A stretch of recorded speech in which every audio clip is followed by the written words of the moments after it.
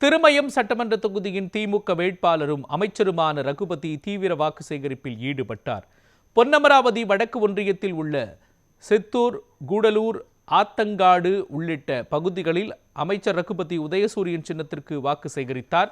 அப்பொழுது பேசிய அவர், திருமயம் சட்டமன்ற தொகுதிக்குட்பட்ட பகுதிகளில் சாலை, குடிநீர் உள்ளிட்ட வசதிகள் செய்து கொடுத்திருப்பதாக குறிப்பிட்டார்.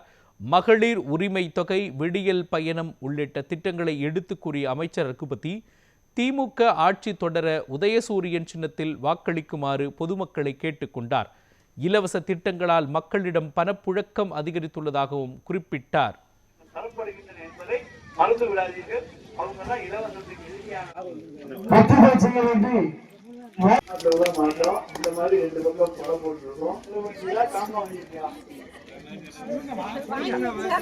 தமிழ்நாட்டில் கெட்டிக்காரங்க இருக்கிறார் நம்முடைய தலைவர் தளபதி என்பதை மறந்து விடாதீர்கள்.